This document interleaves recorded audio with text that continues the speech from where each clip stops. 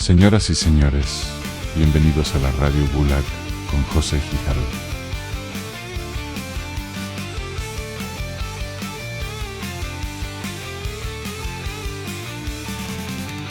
Muchas gracias, Gustavo Cerati, por la presentación que hiciste. Este es el Gustavo Cerati que se va a presentar en las presentaciones, valga la redundancia, que se anunciaron anteayer en Argentina, que van a hacer varios conciertos en el Movistar Arena y aparentemente van a hacer una proyección holográfica de Gustavo Cerati. Pero bueno, lo tenemos acá en primicia, presentando el episodio 33 de la Radio Gulag. La Radio Gulag Redux, o también la Chepa Gulag, o la Radio Candela. Estamos ahí discutiendo como el nombre que se le puede dar a estos episodios súper sobre especiales, trivialidades del Jet Set. Exactamente. ¿Qué tal todo, Cabas? todo bien. O sea, si supieras que precisamente como es algo tan trivial, hoy me siento más nervioso que nunca sobre este tema. Pero, sí, pero igual estoy confiado porque está ahí vos y yo sé que este es un tema con el que te vas a expandir. Yo me siento más bien como más Lucy, o sea, como más menos tenso principalmente por la seriedad del rigor político, que normalmente no es que sea serio, sino que ya la política es una tragicomedia casi, pero digamos que sí, sabes, te pone de mal humor, o sea, no poder ver la tangibilidad inmediata de algo mejor, de algo más próspero. Entonces, claro, eso te cuesta y nos autolimitamos y ahí es donde entra la música, que es uno de estos elementos disuasorios y bueno, nos logramos distraer bastante del acontecer del día a día, ¿no? Sí, totalmente. Tú como melómano, de hecho, la persona que conozco que quizás más le apasiona la música soy vos. Para vos la música, más allá de entretenerte, vos sentís que te alimenta de alguna manera. O sea, vos sentís que de verdad te llega a un punto más allá del entretenimiento. Pues, o sea, a ver, la otra vez escuchaba algo así sobre la música. Alguien decía, no, es que la música es como una tarta de queso, pues. O sea, te llena, te satisface en el momento, pero no es algo con lo que de verdad vos estéis cultivando ni el intelecto, ni el alma. Entonces, era una pregunta que tenía desde que escuché eso, te la quería hacer a vos, pues. Sí, sí, de hecho, nosotros normalmente en nuestros episodios hay algo que es muy curioso, ¿no? Y es que no hablamos de temas personales. Entonces, bueno, capaz podemos ir como rompiendo ese paradigma en este episodio Redux. Y te puedo decir que sí, o sea, yo por ejemplo recuerdo y tengo como muy presente que en los momentos sobre todo de pérdida física de familiares, incluso logro identificar esos momentos con los discos que escuchaba durante como el periodo de duelo, ¿no? Y o sea, hay discos que incluso me transmitieron como una emocionalidad que me ayudó como a subsanar, ¿sabes? El tema del dolor y del duelo y me sirvió bastante, o sea, me reconfortó muchísimo. Y sí, o sea, yo creo que la música, particularmente para mí, es como no sé, no sé ni siquiera cómo explicarlo. Bueno, nosotros en una oportunidad vimos iniciación musical en nuestra alma mater y casualmente Hay cuando que aclarar que mientras estudiábamos Derecho, o sea, porque la gente dirá, sí, exactamente, iniciación musical normal. No. era la optativa más majuncha que había y de hecho se comprobó por el material estudiantil que estaba allí junto al profesor, que era un chimilo cualquiera. Y, y claro, recuerdo que él nos preguntó eso, como, no, chicos, pero ustedes qué es la música, y bueno, yo le dije que la música para mí era vida, y bueno, todavía creo que lo siento así, ¿no? Sí, esa era una optativa. La otra optativa era redacción de documentos jurídicos. Por eso nosotros cuando vamos a redactar un documento jurídico vamos a ChatGPT. Pero ¿quién coño en la carrera de derecho necesita saber cómo redactar un documento? Eso es absolutamente innecesario.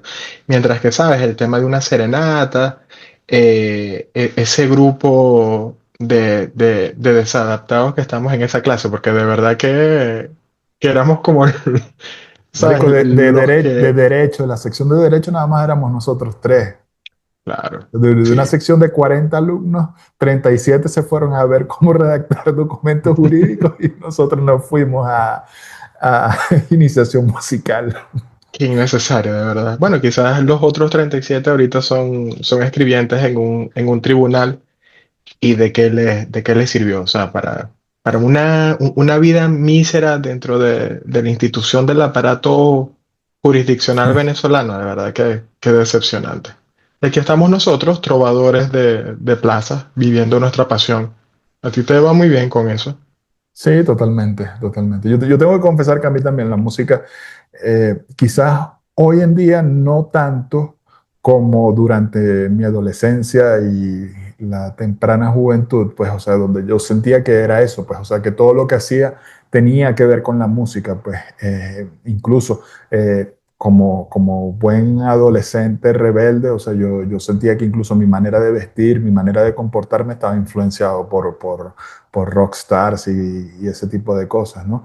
Eh, pero también, pues, o sea, para mí la música siempre fue un elemento importante y lo que tú dices de eso, de relacionar discos, canciones con momentos específicos de la vida de uno, a mí me sucede como, ya que estamos con las confesiones personales, yo aquí ya he confesado que yo pasé por una depresión.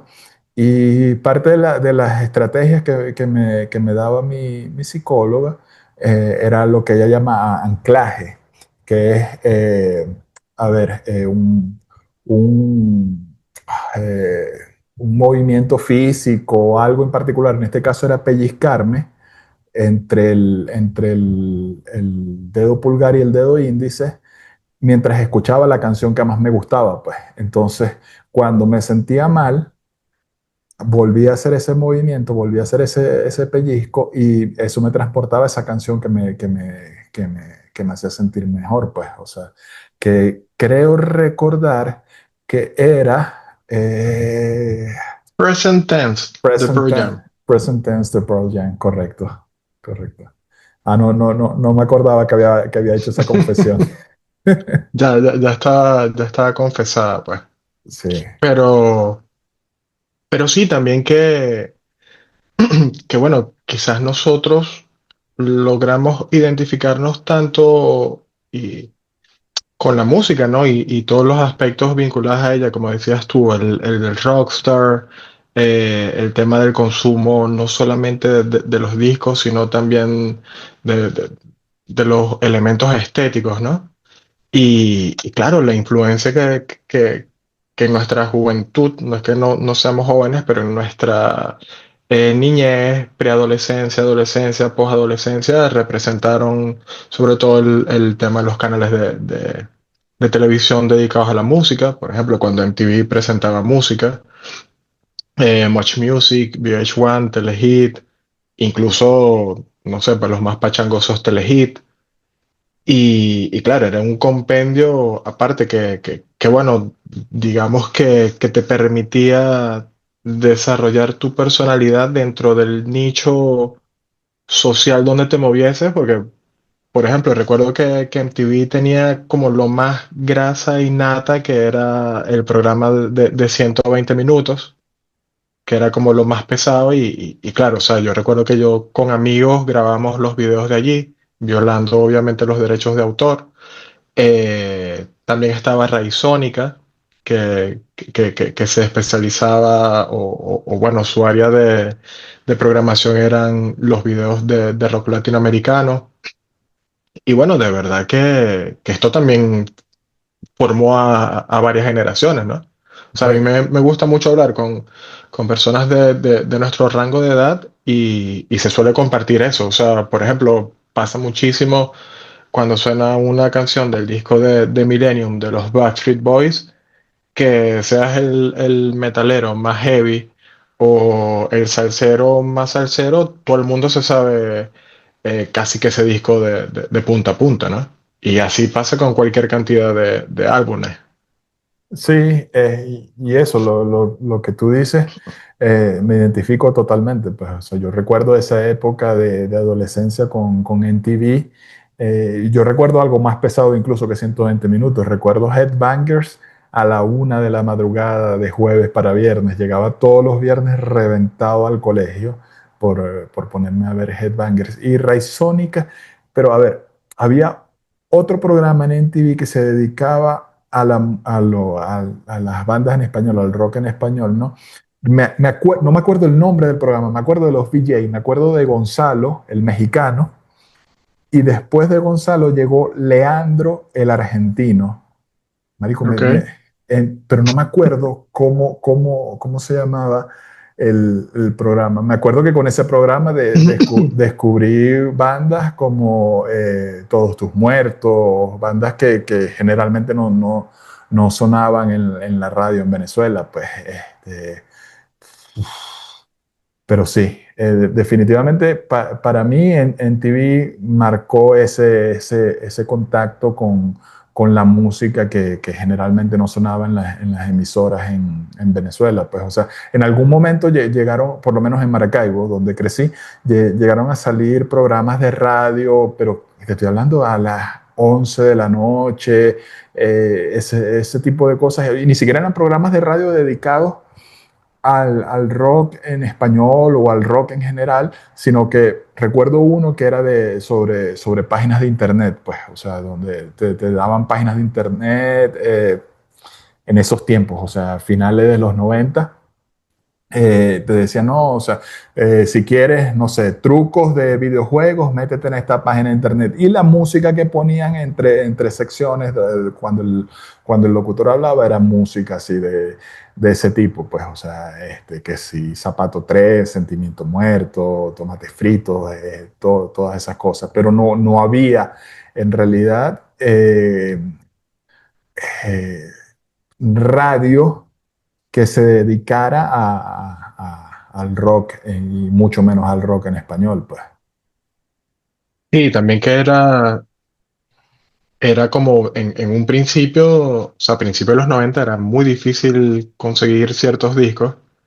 Y claro, paulatinamente con el paso de la década, el, digamos, la irrupción de ciertos artistas se comienza a masificar y a facilitar también el acceso a los discos, ¿no? Yo por lo menos recuerdo que en Puerto La Cruz había una tienda que se llamaba Kabuki y en el centro comercial Plaza Mayor. Y claro, Kabuki traía discos, camisetas de bandas, entonces era como la tienda de todos los amiguitos del edificio que ya estábamos como en esa movida de no, wow, salió, no sé, un disco de Fear Factory, de Korn, no sé qué tal.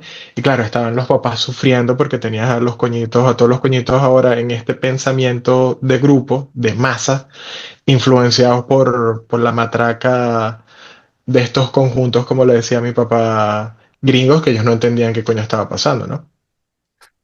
Sí, no, y ahorita vas hablando y van despertando recuerdos así, o sea, no solamente recuerdos de cosas que pasaron, sino cosas que yo pensaba en ese momento, por lo menos, no sé si a ti te pasaba, para mí, un elemento a tomar en cuenta a la hora si habían varios discos que me gustaban, a la hora de decidirme por alguno de esos discos, porque ajá, obviamente no podías comprarlos todos, o sea, era inaccesible, o sea, eran bastante caros. Recuerdo que Éramos unos pubertos o sea, paterno-dependientes al 100%. Totalmente, totalmente. Y para mí, o sea, para deshacer esos desempates que yo tenía en la mente, quiero comprar este o este o este, era que el álbum tuviera los lyrics, tuviera lo que uno decía cancionero, pues, o sea, porque Ok, eso, entonces tú eras de los que agarraban el disco y le hacía así para ver el grosor del librito. totalmente,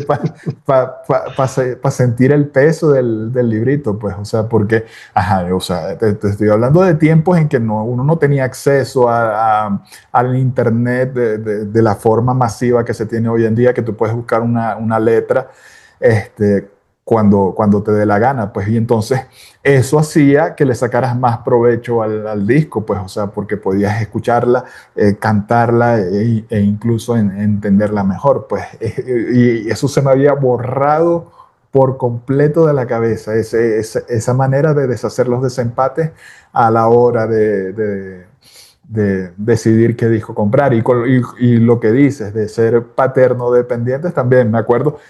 Siempre me acuerdo cuando tenía el cabello largo, yo llegó un momento que no solamente tuve cabello, sino que tenía el cabello largo, que mi mamá me dijo que me daba 13.000 bolívares en ese momento y me los daba, me estaba manipulando obviamente porque era lo que valía el nuevo disco en ese momento de Marilyn Manson, el Mechanical Animals, Ok, y de, 1998, pues.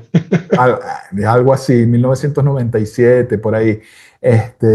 Y yo me corté el pelo después de 2 años sin cortarme el cabello, me corté el cabello solamente para poder comprar ese disco. Buen disco con Sí, buen arte.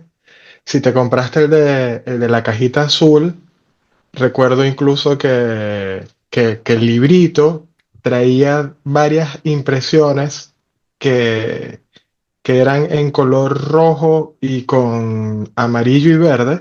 Y claro, cuando los pasabas por la cajita, era que se lograba leer ciertas ah, cositas que aparecían ahí. no, no, no. Y el librito lo tuve hasta hace poco, o sea, hace poco relativamente, hace como 15 años más o menos, fue la última vez Vale, vale. que vi el librito ese por ahí por la casa. Pero sí, sí, o sea, y no solamente eso, yo no sé si te pasaba ir ir a los kioscos de revistas a comprar las Metal Hammer, las Kirran, Total, total. pero la más nuevas tenía como 6 meses por lo menos, ¿no? Claro, porque aparte iban por barco y entonces es casi como que el barco bajaba de acá de Europa, porque casi todas eran de editoriales españolas, atravesaba el canal de Panamá hacia el Pacífico, viajaba por toda la costa del Pacífico de América y subía nuevamente por el otro lado, por Brasil, y entraba a Venezuela, y en ese momento era cuando descargaban un año después esas revistas absolutamente desactualizadas. Pero claro, o sea, yo por lo menos, yo incluso mis cuadernos o las carpetas que yo utilizaba bueno, para el colegio o el liceo, yo las forraba con muchísimas de las fotografías que aparecen ahí. De hecho, recuerdo incluso en una oportunidad donde, donde una profesora me decomisó la carpeta porque, ¿sabes? Ella se sintió horrorizada por la portada, porque si no me equivoco, tenía una fotografía de Rob Zombie, pero súper lúgubre, que estaba muy, o sea, ya Rob Zombie siempre fue como llamativo, pero en esa estaba más llamativo que de costumbre. Y claro, en el colegio era como que no, ¿qué es esto? Y tenía también una foto de King Diamond, ¿sabes? Que este que siempre sale con un sombrero y se pinta la cara de blanco y de negro, que es como un artista bastante relevante de dark metal. Y claro, los profesores no les gustaba, pues. Lo consideraban como una atrocidad, mucho más tomando en cuenta que el resto de los cuadernos era que sí de Perris, los peluches y cosas así, mucho, un poco más normativo, ¿no? Más normal. No, pero fíjate, ahorita recordando esa época, qué admirable la labor de los redactores de ese tipo de revistas, incluso en la Kirran, que era la que yo compraba en ese momento, hacían reseñas de discos y entonces eso, el escritor, el que estaba haciendo la reseña, él te describía su experiencia escuchando el disco. Marico, y había veces que de verdad tú sentías que estabas escuchando el disco, pues, o sea, o sea, nunca se me olvida, no sé qué disco era, sé que era de Sick of It All, el periodista, el escritor, la reseña que él hacía era que él decía que había colocado el parlante en una esquina de su cuarto mientras escuchaba el disco y él sentía, varias veces sentía que lo que se venía era una locomotora para encima de él. O sea, te puedes imaginar, Sick of It All en los 90, ese hardcore duro y, y entonces yo era que anotaba, tenía en la parte final de mis cuadernos del colegio, anotaba los discos que quería comprar, aunque no supiera nada del disco, no había escuchado nada del disco, pero había escuchado las reseñas del disco, Claro, había leído las reseñas del disco. claro. Y también es una forma bastante pura de conocer un artista, ¿sabes? Es lo que pasa también cuando uno suele ir a conciertos donde no conoces a las bandas y te llevas sorpresas que muchas veces son muy gratificantes, otras veces te puede decepcionar, pero recuerdo haber ido a conciertos donde incluso los teloneros era como que, mierda, qué buenas son estas bandas. Sí, bueno, Entonces, claro, es una introducción muy directa. Es como que, bueno, sabes, escuchar un disco de una banda de la que no conoces nada, creo que por lo menos a mí me pasa que son vitales los primeros 30 segundos de la primera canción, ¿sabes? Que es como, wow, esto suena muy bien. Y ya sigues y le das como, en mi caso yo suelo darle como oportunidad 3, 5 canciones. Y si la cosa va así, bueno, ahondo un poco más en su discografía, es como de coño, sí. Y así he descubierto muchísimas bandas de las que ahora soy un gran fan, ¿no? no, no te llegó a pasar, y disculpa que esté tan disperso, pero es No, que no, no, pero tranquilo, tranquilo. como Estamos Lucy. De hecho, estabas tenso y te has ido soltando. Está bien. no, es que, o sea, se van despertando muchos recuerdos de esa época, muchas sensaciones incluso. Y, antes de que empezáramos a grabar, estábamos hablando de los sueños en las metas. Ujú. Y ya te voy a confesar un sueño, una meta que tenía muy mamerta, pero es que o sea, yo no sabía que era muy mamerta hasta que lo cumplí, pues, o sea, y era precisamente por culpa de estas revistas. Lo cumplí hace muy poco, lo cumplí habrá sido hace, no sé, como 10 años ya con el internet masificado, que era escuchar a los putos extremoduros, porque en todas las revistas de Kirran hablaban de extremoduro, los suaves, cuál es, Ya. cuál, y yo Mago de mierda, Oz. Mago de Oz, todos esos grupos y nunca los había escuchado, obviamente, o sea, sino ya cuando el internet entra como algo normal en las casas y en los bolsillos de uno. Y yo, mierda, de verdad esperé tantos años para escuchar esta mierda.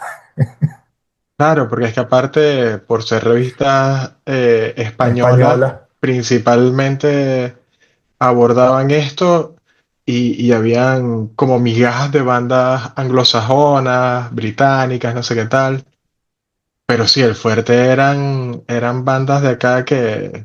Yo recuerdo, digamos, que bueno, las que llegué a escuchar y más llegué a respetar, obviamente porque bueno, eran más parecidos a mis gustos musicales, eran las que, bueno, ya eran más tipo new metal, que si Hamlet, bandas de ese tipo.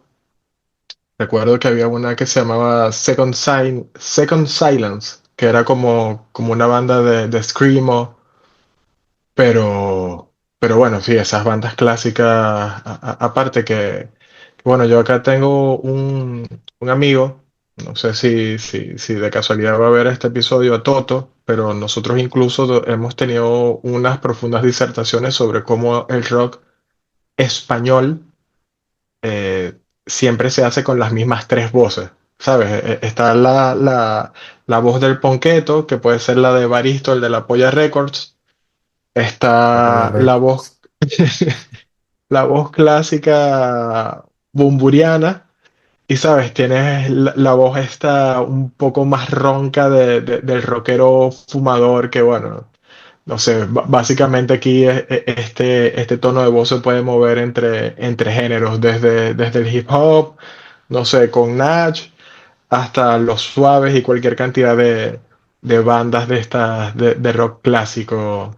Pero bueno, no sé, nosotros quizás tenemos un poco más de riqueza tonal, sino que lo diga Sierka Salis, el vocalista de Los Caramelos de Cianuro, ¿no?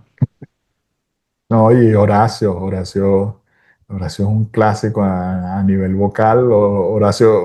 Marico, o sea, Horacio provoca no solamente escucharlo cantar. Horacio, lo que me diga, yo le digo, sí, tiene una voz como... Bueno, a mí me pasó en una oportunidad, y disculpa que te ataje, ¿no? Pero como nombraste a Horacio Blanco, eh, que bueno, yo en una oportunidad estaba viajando de Maracaibo a Caracas, y casualmente en el avión donde yo iba toda la banda de Desorden Público, porque casualmente habían ido a Maracaibo a tocar en unos 15 años. Y bueno, cuando estamos justo en el abordaje, una de mis mejores amigas, su banda favorita es Desorden Público. Entonces, claro, yo me pongo a hablar con ellos, como que, coño, loco, por favor, ¿me puedes dar ahí unos autógrafos así de retro? Ellos eran como que, no, autógrafos, ¿no quieres una foto? Es como, no, no, no, pero es que yo no quiero fotos, porque, o sea, aparte no es para mí, sino que es para mi mejor amiga que es muy fan de ustedes. Y de hecho ya está en Canadá, y tengo entendido que se llevó sus autógrafos para allá. Pero bueno, durante la conversación, como ya nos fuimos, digamos, amenizando y tal, yo le pregunté a Horacio, porque pasa que la voz de Blanco en el primer disco de Desorden Público, que es homónimo, que se llama igual que la banda, tiene un tono de voz que en el resto de los discos ya tiene como esta voz más de locutor, ¿no? más engolada, así, más... Exacto, o sea, más trabajada. Entonces yo era como que, verga, loco, o sea, discúlpame como la pregunta, que quizás no te va a caer bien, pero ¿qué te pasó en la voz, marico? Porque, o sea, vos en el primer disco tenías una voz como más afable, más normal, y de repente, claro, se empiezas a desarrollar una voz mucho más característica, ¿no? Incluso se podría decir que una mejor voz. Entonces, claro, él me decía como, no, loco, lo que pasa es que, bueno, primero que el primer disco lo grabé como más chamito, entonces digamos que no había terminado como de trabajar la voz.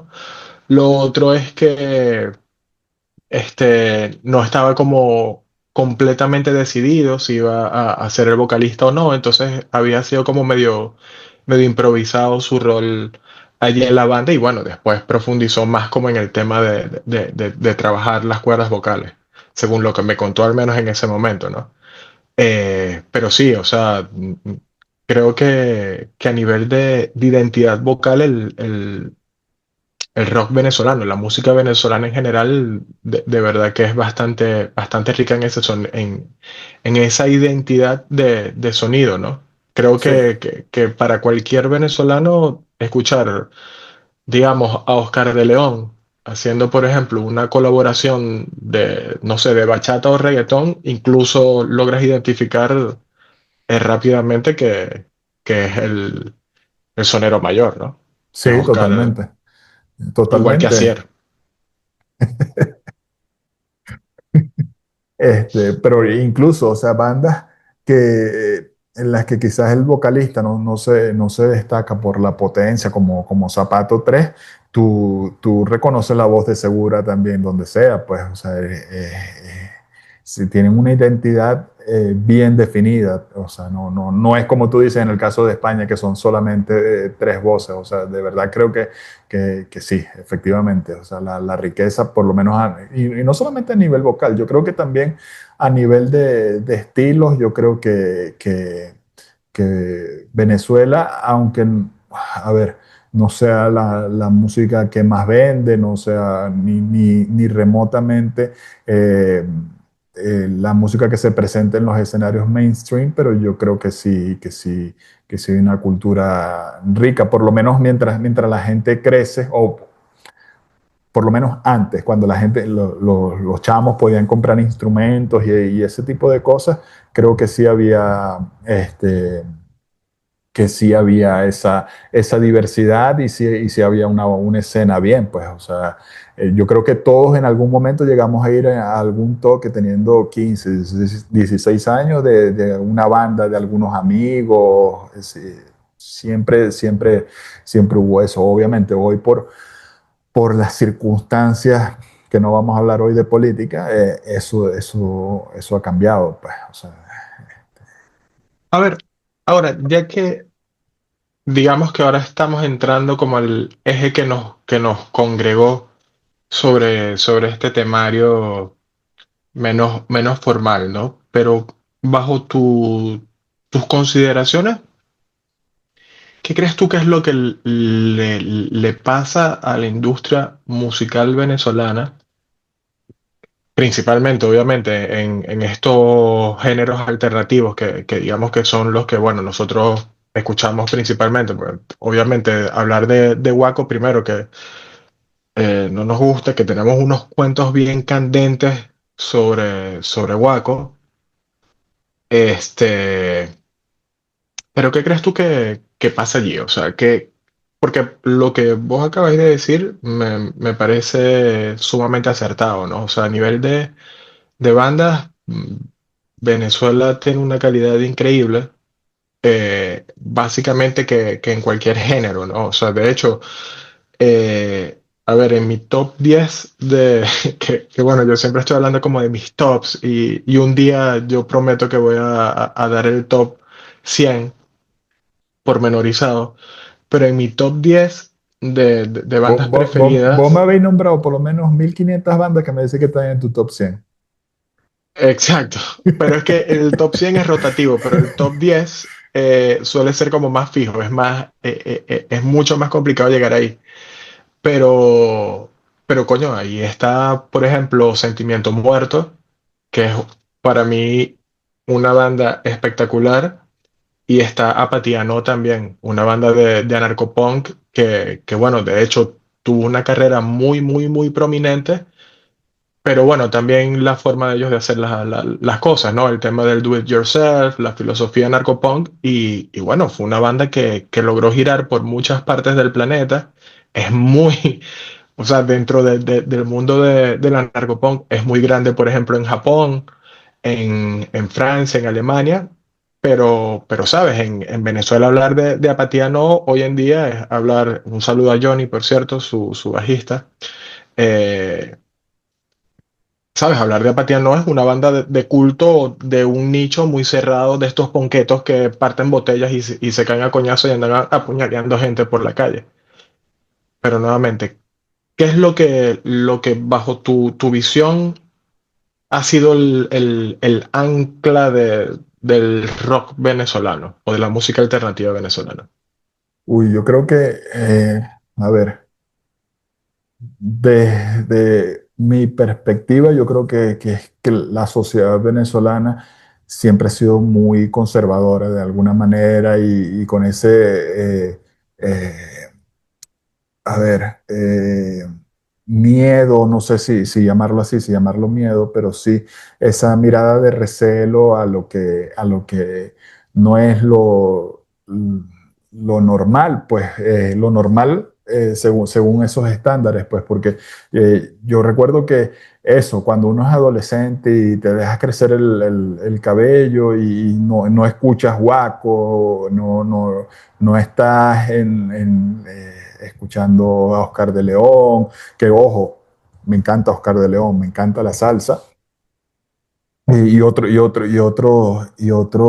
género, pero cuando tú te vas por ese derrotero de la música que quizás no es tradicional en Venezuela, siempre lo asocian con otro tipo de cosas, pues, o sea, incluso con desviaciones de la conducta, que si consumo de drogas, temas incluso religiosos o pseudo religiosos, identifican cosas que parecen tontas, pero relacionar el rock con cultos satánicos, todo este tipo de cosas, yo creo que en gran medida hace que se mantenga todo el movimiento casi siempre de forma underground. Pues creo que las bandas para poder triunfar en un nivel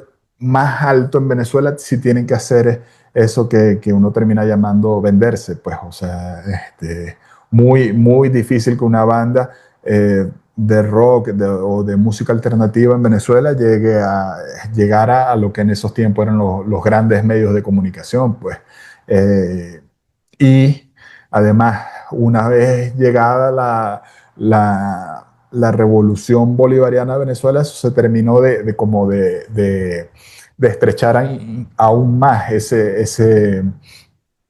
esa ventana de oportunidades para las bandas, pues, o sea, porque llegó un momento en que, ok, cuando llegan estos tipos con su nacionalismo barato, era, ok, aquí ahora se tiene que escuchar música venezolana, y cuando digo música venezolana no es rock venezolano, no es salsa venezolana, sino música de los llanos, pues, o sea, música llanera.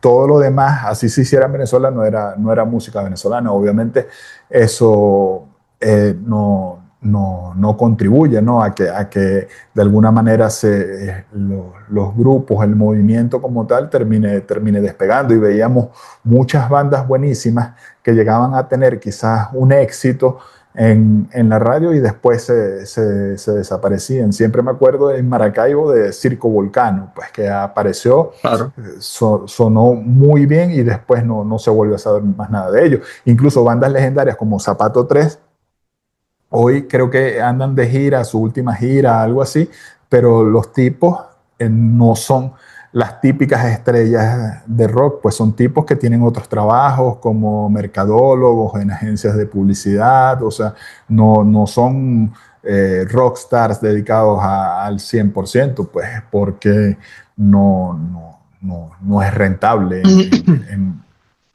en la escena musical venezolana, pues, o sea, no fue rentable, o sea, ni siquiera voy a hablar de ahorita porque me parece que ahorita eh, eh, es completamente inútil hablar de Venezuela y de escena musical y de escena artística, de absolutamente nada de eso en Venezuela, porque no es un país normal, ni siquiera es un país casi.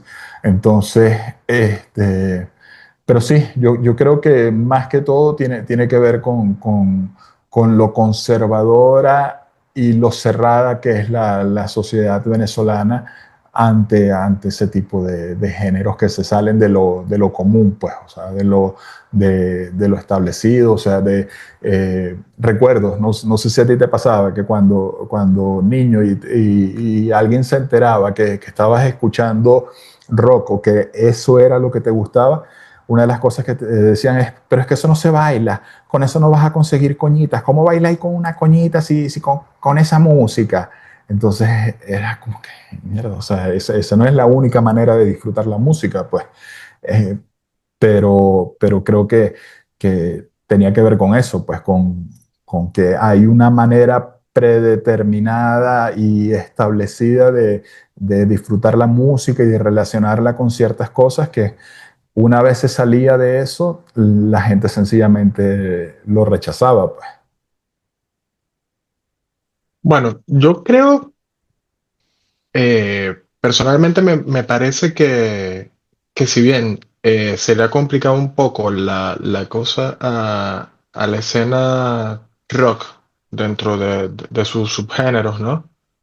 En Venezuela, creo que la música alternativa venezolana ha logrado, ¿sabes?, proyectarse muy bien en la última década, últimos 15 años. O sea, creo que pasa con bandas como Raguayana, que bueno, siempre, siempre que tocamos aquí a Raguayana, hago la acotación de que de verdad que no los escucho, no me gusta lo que hacen, pero reconozco el mérito y bueno, el propósito, el empuje y la perseverancia de los muchachos, al igual que bueno, su talento.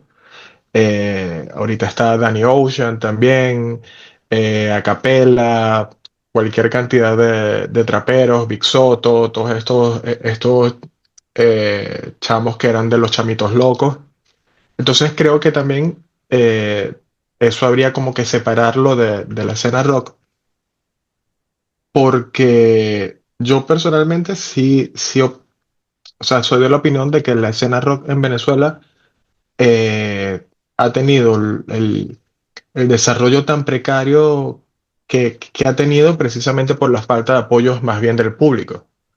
O sea, yo recuerdo, por ejemplo, ir a conciertos, no sé, eh, X bandas, Desorden Público, Vida Bohem, Ulises Hadjis, no sé, Apatía No, Doña Maldad, etcétera, etcétera. No sé, Chuck Norris, Chuck Norris. Patafón, cualquier cantidad de bandas. Y claro, o sea, no, primero nunca veías a la gente saliendo de los conciertos con un disco de la banda. Lo otro, o muy pocas veces, pues para no generalizar, lo otro es que en muchas oportunidades también creo que las bandas no saben cómo mercadearse, ¿no? Así como en ciertas oportunidades la gente no compraba merch o discos de las bandas en los conciertos, habían otras oportunidades donde las bandas ni siquiera llevaban esto para los conciertos, ¿sabes? Ni siquiera era como que te daban la oportunidad de tú hacerlo. Creo que los conciertos donde siempre lo llegué a ver era precisamente en conciertos de narcopunk, no sé, Mar de Rabia, Apatía No, Doña Maldad, Los Dólares, nada, y precisamente porque son bandas bueno, por la esencia de su negocio suelen vivir de esto, ¿no? O sea, son bandas bueno, tienen una economía bastante reducida, pero es el do it yourself, el hazlo tú mismo. Lo otro es que con esto que estamos hablando hace un ratico, ¿no? Bueno, quizás la economía del paterno dependiente o X, la misma dificultad de conseguir ciertos discos en las discotiendas venezolanas, si es que todavía hay. Yo estoy hablando del momento cuando todavía estaban, o bueno, no cuando estaban, sino cuando yo vivía en el país. Y es que, claro, si tenías una sección de rock latino, venezolano X, y tenías un disco que tenías varios años de una banda extranjera que, coño, por fin capaz lo conseguías, obviamente le ibas a dar también primacía en la opción de compra a ese disco. O sea, yo por lo menos recuerdo que en Maracaibo, en la avenida 5 de Julio, había una discotienda, perdón, que se llamaba La Yeya Music.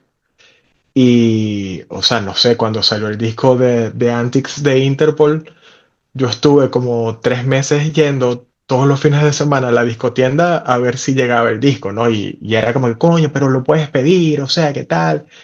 Y era, bueno, sí, o sea, es que nosotros lo estamos pidiendo, pero es que, ¿sabes? O sea, no sabemos si nos lo van a enviar, porque en Colombia se está vendiendo, pero quizás acá no tanto. Y, y bueno, creo que eso, ¿no? A mí me parece que más allá de las circunstancias país, no sé si como dices tú, si sea algo del arraigo cultural, de la transmisión generacional, de ese arraigo cultural o de esa visión hacia ese tipo de cultura, pues, de movimientos, se tenga como cierto. Sí, no sé si la palabra sea hasta desprecio de la misma gente que dice que lo disfruta, ¿sabes? Porque, por ejemplo, a mí me pasa que yo cuando voy a los conciertos, o sea, procuro siempre como comprar un ítem, ¿sabes? Quizás una camiseta en una oportunidad, no sé, aunque sea un llavero, una chapita X, que también es parte del recuerdo, pero es que coño, el público venezolano, o al menos el de mi generación, yo recuerdo que era muy piedrero, pues. Entonces también entiendo, por ejemplo, nosotros hemos tenido esta conversación que a mí me parece que la banda perfecta para explicar el caso venezolano puede que sea Caramelos de Cianuro.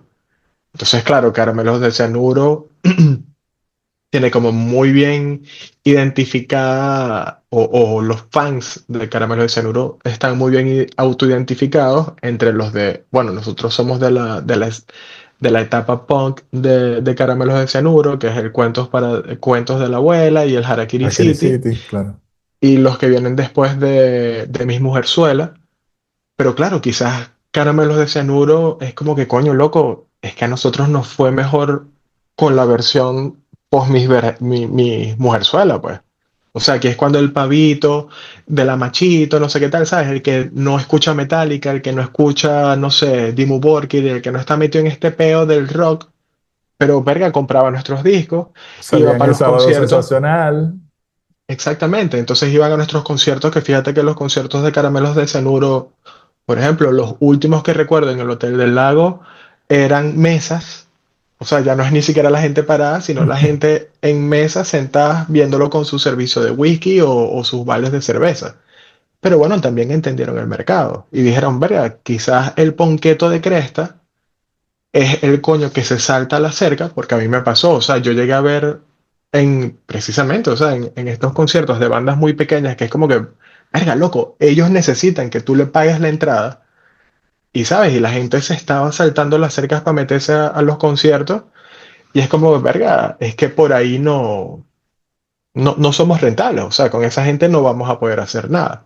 Y si nosotros nos ponemos a ver toda esta, por darle una denominación, esta cosmovisión que se tiene alrededor de las bandas después que se venden, es precisamente que es como que, coño, cuando estoy viviendo el sueño de la banda, de ser un rockstar, cuando estoy en el pic del éxito, ¿sabes? Cuando soy muy masivo, y es cuando entonces el autodenominado true fan se decepciona de mí. Y es como, marico, pero es que aquí es donde, o sea, vos también podéis probar que los fans que eres de mí, o sea, no te tenéis que decepcionar, yo simplemente estoy probando otros linderos, o sea, yo tampoco me voy a quedar estancado haciendo el mismo disco 26 veces, ¿no?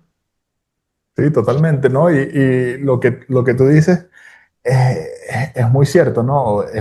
A ver, hay un poco de las dos cosas y ahorita me estoy acordando de dos ejemplos que yo creo que lo pueden graficar bien, ¿no? O sea, durante toda esa fiebre del nu metal, en Venezuela el nu metal pegó bastante, pues, o sea, no sé si tiene que ver también con que era el momento en que se podía consumir por internet, quizás eso tuviera que ver. Además, la estética también ayudaba mucho, o sea, que si los monitos Adidas, los suéteres Adidas, quizás eso también tuviera que ver. Y no estoy despreciando la música como tal.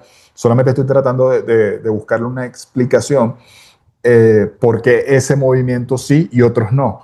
Y, y recuerdo que en Venezuela se llegó a hacer muy buena música en esos momentos, ni siquiera en Venezuela, porque te puedo hablar de Laberinto. Laberinto es una de las bandas más arrechísimas y reconocidas por todo el mundo como una de las bandas más arrechísimas. Y en Venezuela, nada. O sea, ellos tuvieron Mm, su éxito creo que en Países Bajos, creo que fue que sí, se exacto. radicaron ellos.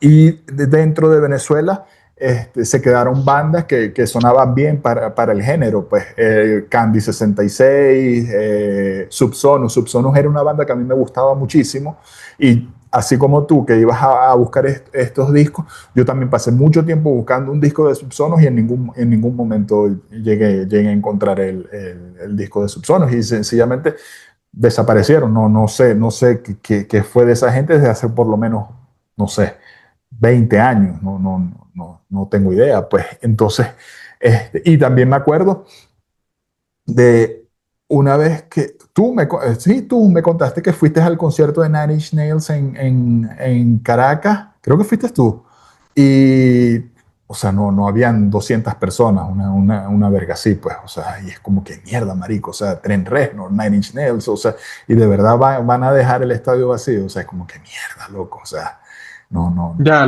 no, ese creo que es de Juan Gerardo, que es con el de Oasis, que si no me equivoco fue en la Universidad Simón Bolívar, que él también siempre contaba, o sea, recuerdo esa anécdota de él, un amigo en común, que él dice como que coño, el espacio era muy arrecho, muy bonito, no sé qué tal, pero hasta en cierto modo te sentías como medio culpable de que hubiese, ¿sabes? Como vergüenza de que hubiese tan poco Claro. público ante una banda de ese tipo, ¿no? Bueno, y bueno, y siendo así, yo más que vergüenza, yo sentiría miedo de que en cualquier momento los Gallagher empezaran a putear a lo que sí fuimos. Bueno, imagínate tú. Pero bueno, sí, en esa generación hubo bandas como, recuerdo Después de Vieja, que también era muy buena. Después de vieja. Estuvo Liquid, que también tremenda banda. Eh, sí, o sea, fue un momento muy prolífico ese de, ¿qué? Año del 97 al 2005 por Sí, ahí, o sea, fue. 2003, 2004, sí. Pero Sí. bueno, no sé, yo creo que hubo mucho de eso de. A mí personalmente me parece que es eso, pues, que es el tema del apoyo del público y claro, aquí es donde entra quizás la dura realidad de que no, pero es que las disqueras no apoyan y tal, y, o sea, el negocio de las disqueras es vender discos. Y si no tengo un público a quien venderle discos, quizás tampoco invierto grandes cantidades de dinero en bandas que sé que, ¿sabes? O sea, que es una lástima, o sea, son muy buenas pero lastimosamente están en un lugar equivocado. O sea, Sí, no tienes acá público suficiente para vender tu producto, que bueno, lo hemos comentado con anterioridad, que no es lo que suele pasar en países como México, Argentina, que precisamente dentro de estos géneros tienen una escena bastante consolidada, ¿no? sí, totalmente. Es que si lo ves desde ese punto de vista, o sea, a ver, ¿cuál es la finalidad de un empresario?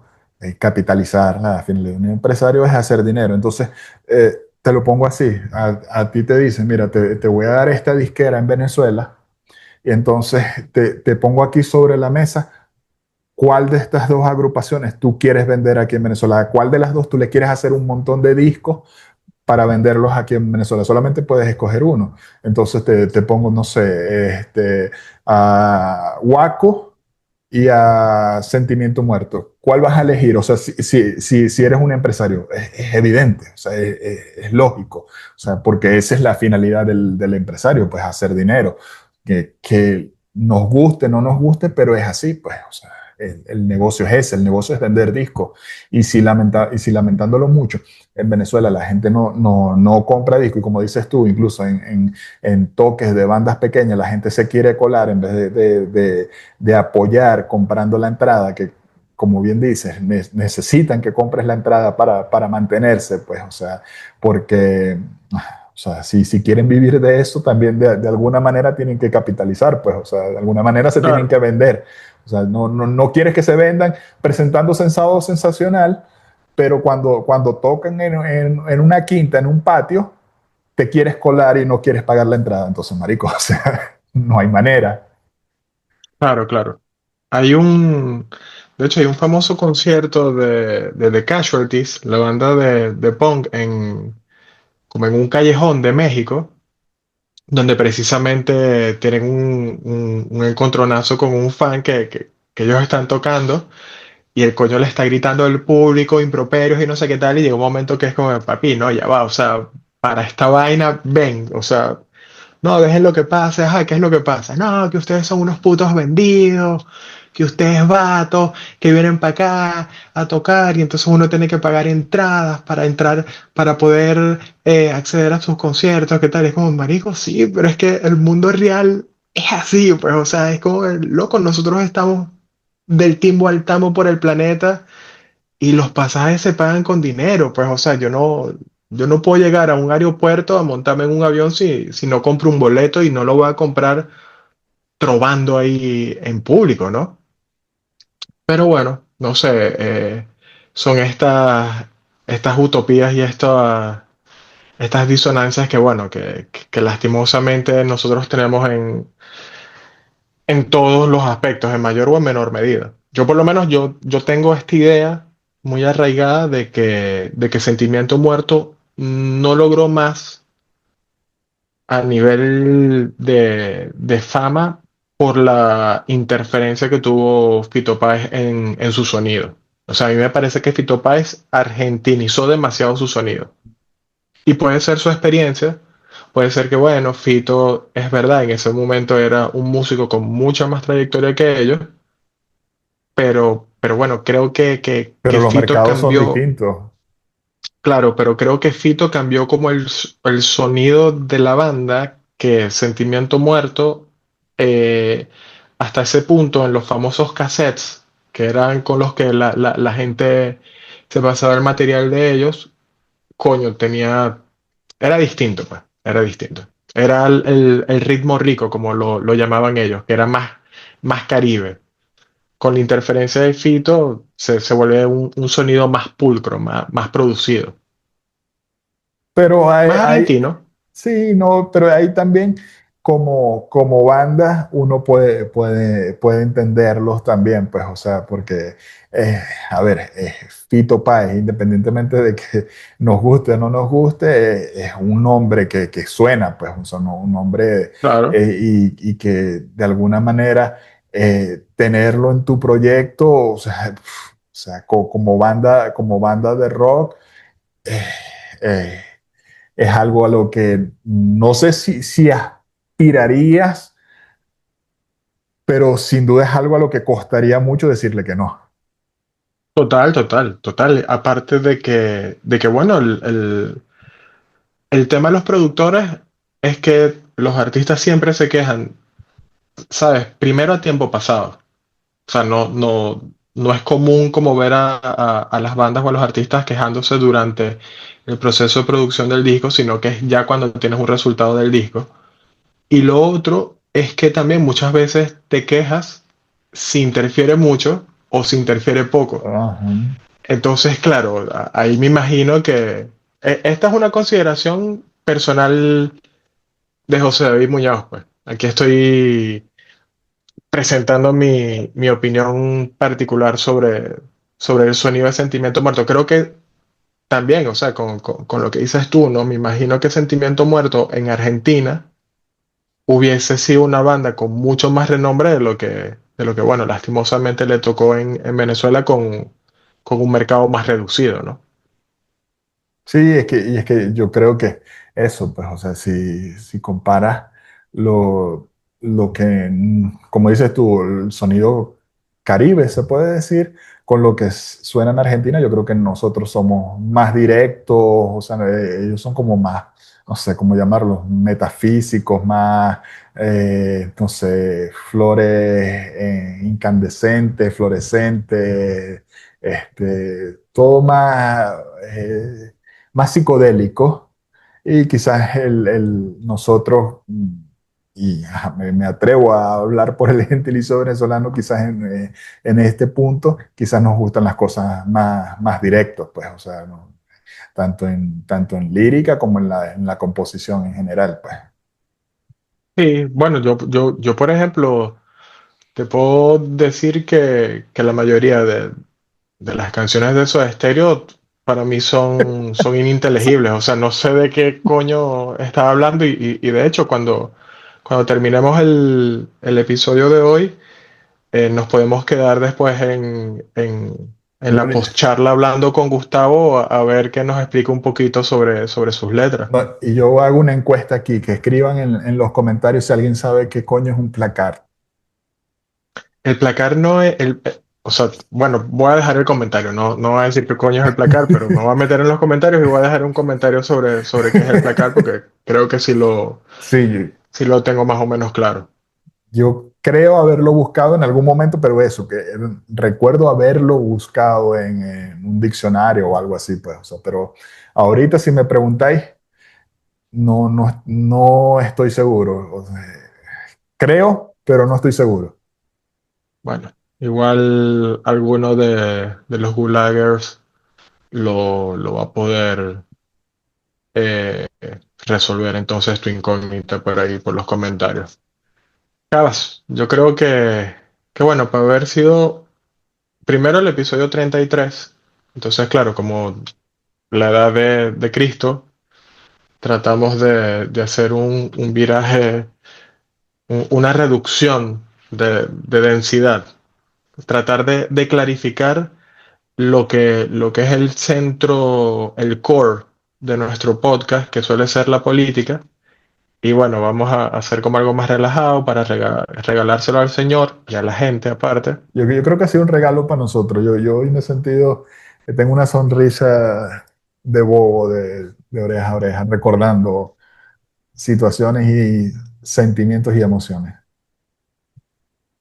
Lo otro es que, bueno, estamos procurando también tener como esta dinámica de un episodio politizado y a partir de este episodio tener como uno durante la semana. Entonces, bueno, uno cada semana, entonces uno que sea como la propuesta normal de la Red Bulag, el temario político y tal. Y bueno, uno que sea como este, porque incluso salimos, o sea, la gente nos está conociendo, ¿sabes? Hoy nos hemos puesto personal y empezamos a contar anécdotas y todo esto, como, no, o sea, porque mi papá no le decía banda, sino conjunto, y bla, bla, bla, bla.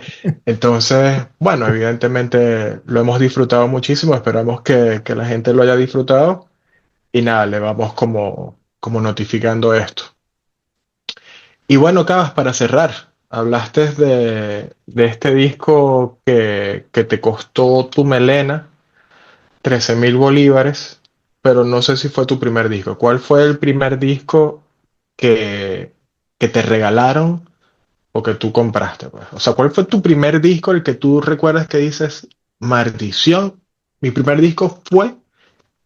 El Inútero de Nirvana, y no, pero no fue un Ok, disco, fue un cassette que tenía lo que uno llamaba el cancionero, el famoso el librito, y librito. ese librito tenía un arte que, bueno, si Sí. una mamá evangélica se ponía a prestar atención, iba a ver como el tema de los feticos y la cosa, y era como, pero ¿qué está pasando aquí, Haroldo? ¿Por qué se ve esto tan feo? Cassette ¿Te pasó? original, ¿no? No, no, Epa. no. No. O sea, mi mamá con eso, mi mamá con el único que tenía problemas, y ella siempre me lo decía, con el único que yo tengo problemas es con Marilyn Manson, que una vez la encontré llegando del liceo, la encontré con mi tía, que también está loca, la encontré con mi tía echándole agua bendita al cuarto. Bueno, Y era por Marilyn Manson, pues. por ¿Y el cuál? disco de Manson. Sí, El cuál fue? mío, Ajá. el primer disco que mi papá me regaló cuando yo era paterno dependiente fue casualmente año 1996, Anticristo Superstar del reverendo Marilyn Manson. Imagínate lo primero, sacarlo del cartoncito que traía, con esta cara, no sé, que tenía como unas alas de cucaracha por ahí, un maquillaje bien tétrico. De repente veías la portada, y era él posado como una especie de Cristo no sé, con una mano tipo, unos garfios como los de Freddy Krueger en la entrepierna. Y cuando le dabas la vuelta, tenía a Twiggy Ramírez y a Madonna Wayne Gacy conectados a su pene como con unas mascarillas respiradoras. Épico, épico. Y bueno, yo de verdad le agradezco mucho la memoria de mi papá, su recuerdo, porque él siempre eso se lo tomó como muy jocoso. Él era como, no, o sea, las ocurrencias, de hecho le decía Marilyn Mason. Marilyn Manson. Y mi papá siempre me preguntaba, o sea, cuando llegaba a la casa, muchas veces me preguntaba como, no, o sea, ¿qué ha pasado con Marilyn Manson? ¿Qué coño está haciendo? Sobre todo después de lo de Columbine, que claro, ahí él logró como muchísimo renombre bueno, por los homicidios de ese liceo. Pero bueno, mi papá, no sé, en varias oportunidades me compró camisetas. Recuerdo que tuve la camiseta del Mechanical Animals. Y bueno, siguiendo en el orden de salir del closet familiar de estas historias, recuerdo en una oportunidad en una reunión familiar que un tío evangélico estaba horrorizado y le estaba exigiendo a él bueno, que cumpliera su rol de pater family ¿sabes? Y me hiciera botar la camiseta porque es una camiseta de ese tipo satánico. Aparte que te tenía las tetas Estás claro, el y... Mechanical Anima de Marilyn Manson con el cabello rojo y los senos. Pero bueno. ese fue mi primer disco regalado. Ah, bueno, yo voy, ya para terminar, pues, yo voy entonces a una venganza que tiene como, no sé, como 30 años esperándose. Pues a mí me hicieron esta pregunta 1.500 millones de veces y ajá, y ya como estabas hablando de Marilyn Manson, yo ya encontré otro huevón al que hacerle la pregunta. ¿Es verdad que Marilyn Manson se quitó las costillas? Papi, se sacó todas las costillas, se las sacó. Ese, Para, ese mito estuvo muy chévere porque si nosotros nos ponemos a analizar, o sea, Marilyn Manson fue el gran promotor de sus propios rumores, ¿sabes? Entonces, claro, totalmente. él entendió quizás cuando tenía el proyecto anterior, el de Spooky Kids, que era como que, coño, lo estoy tratando de hacer bien, no sé qué tal, pero no lo logró, o sea, no logró la relevancia que logró a través de la polémica, y fue como que, hermano, o sea, ¿qué quieres que tú digas? Yo recuerdo una publicidad de Marilyn Manson donde él decía que él comía mocos, ¿sabes? Entonces, es como una vaina muy infantil, pero la familia siempre está horrorizada con, no, ese coño. Con esto que estábamos hablando de los papás, por ejemplo, mi papá lo recuerdo muerto de la risa, pero también horrorizado con mucho estupor viendo el video de Sweet Dreams cuando comienza a cabalgar el, El el cerdo cerdo. con el traje de novia, ¿sabes? Como que, pero ya va, o sea, esto es absolutamente innecesario, ¿por qué hace eso?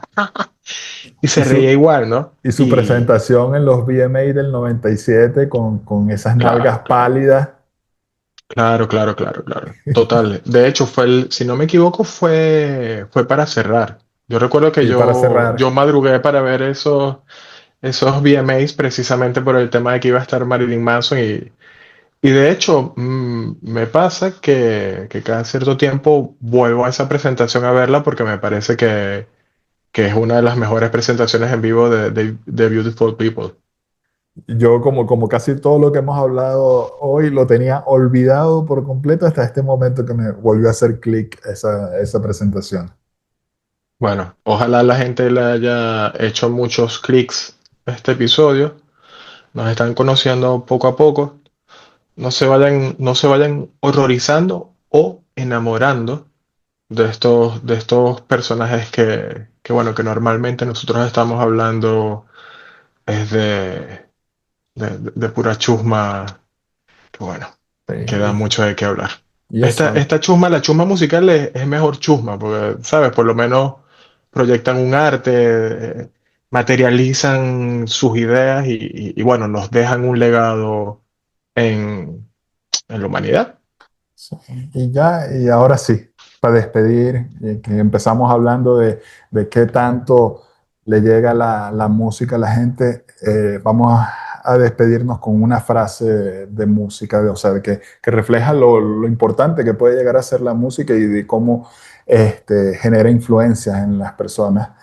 Y es una frase de Woody Allen, que él dice que cuando escucha a Wagner le dan ganas de invadir Polonia.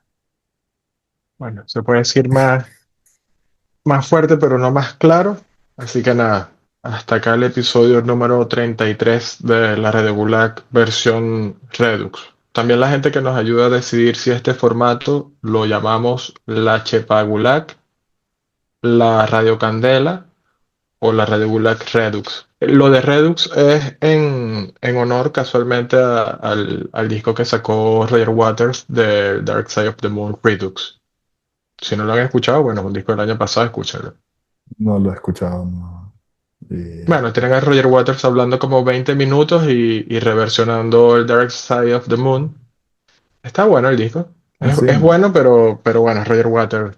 Hay que no, mamárselo un poquito hablando. no me emociona mucho escuchar a Roger Waters hablando. Y escupiendo. Pero bueno, Exacto. hasta acá el episodio 33 de la Red Gulag. Hasta luego, Gulagers. Chao, Harold, te quiero mucho. Y Chao, te bueno, quiero, los quiero. Que estén bien.